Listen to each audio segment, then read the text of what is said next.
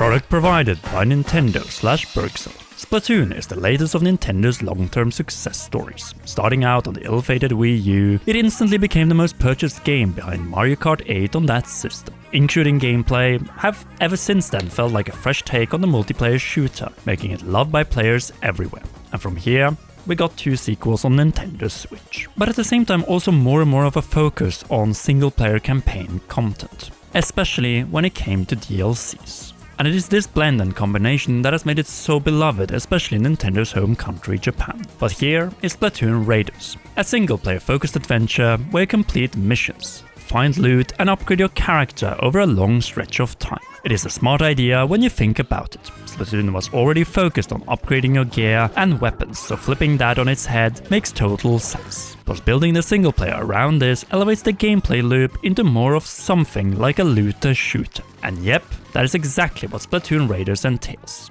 Being a solid game, but one with faults. So let's dive into this brutally honest review. This time, players control the mechanic. They travel together with Deep Cut to a mysterious place called the Spirhalite Islands. After crash landing with the helicopter, the team builds a hideout ship to scout their surroundings, and they quickly become aware of 2 things. There's a lot of loot, and the islands are filled with salmonids. The mechanic, with a little push by Deep Cut, goes from location to location to raid stages and bring back all the goodies they can possibly find.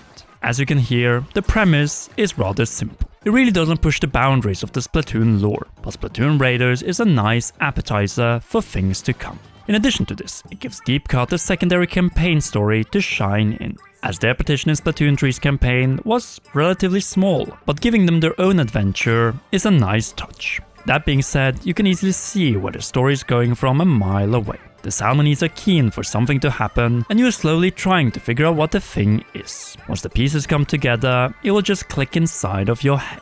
With that said, gameplay seems more so to be the focus of Splatoon Raiders, and the quality of the campaign is surprisingly in line with other single-player campaigns, and definitely in the more quality-focused one.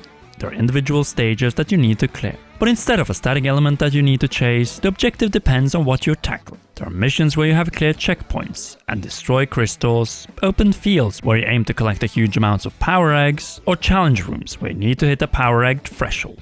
Between all of this, there are smaller missions that you have to find yourself. Here you will be challenged to use certain gameplay elements, similar to the missions in Octo Expansion. It is a nice variety, and you're never quite sure what you're going to get. That is the beauty of Splatoon Raiders. The sheer variety of missions makes this game really stand out, even within the looter-shooter crowd.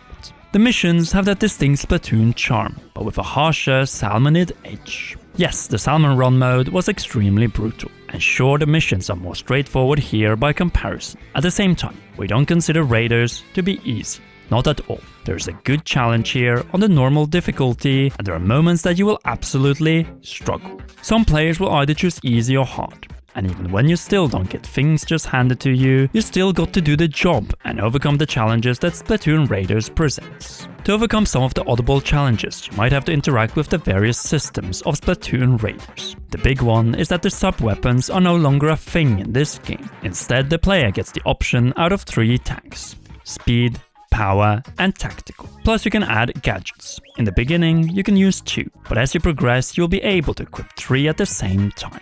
Across the board, the effects of these are pretty neat and all fit with the thematic tanks. With the power tank, for example, you can attach gadgets that will allow you to swing an ink axe, or one way you can protect yourself with a circle of ink.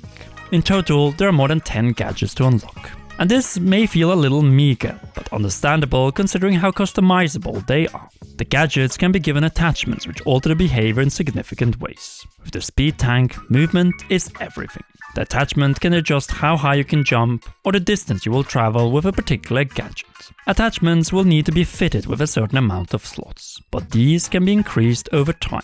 Along the journey, you'll find a lot of them during gameplay as well as developing them. Another big element is that you level up the base as well as your character. By spending crystals, you can add new features to your base, like arcade games, or an option to scrap weapons that you wouldn't use. These features become available as you play through the game, so it is rather important to keep stopping by. Every time you level up or complete the smaller side missions, you will earn new gear. These can be used to upgrade your character's hit points, damage output, and the amount of gadget slots you have. Particularly as the missions get rougher, it is important to keep scaling. This is also true for weapons, as the weapons each have their own levels, now with special features attached to the higher end ones. You can never stick to one weapon for too long, and that's the thing, customization in Splatoon Raiders always keeps you on your toes. When it comes to enemies, the salmonids, our feelings towards them developed throughout the adventure. In the beginning, there was a slight disappointment. The interactions with certain salmonids solely relied on the sub-weapon system in the previous Splatoon games. You throw a bomb at more, yeah, that is easy enough. That turned out to be a lot harder now, particularly as the gadgets have completely different interactions. As we learned to adapt and harsher versions got introduced, we got into the rhythm of things. How do you attack in a brand new way and be effective within the time limit? It became a game in itself to find out what would work best. That same mentality translated itself really well to the bosses, where finding out what works is part of the charm. On the flip side, it is pretty easy to get overwhelmed by a salmonid swarm. The missions are absolutely winnable, even if you enter a bit underleveled. But what we found the most to be true is that you can lose your way, particularly in the dungeon-style missions, as there's little room to escape.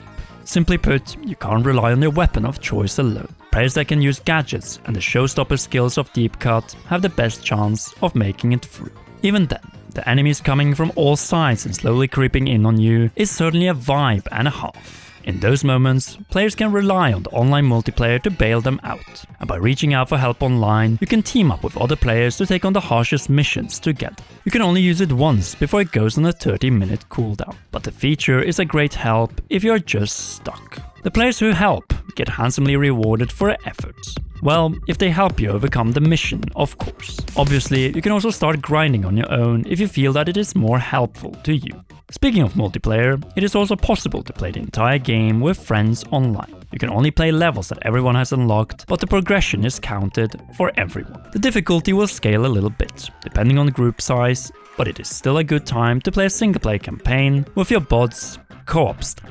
Better yet, Splatoon Raiders respects the difficulty level chosen by every player in the game, so everyone can play together without feeling left out. A wonderful thing to keep playing long term.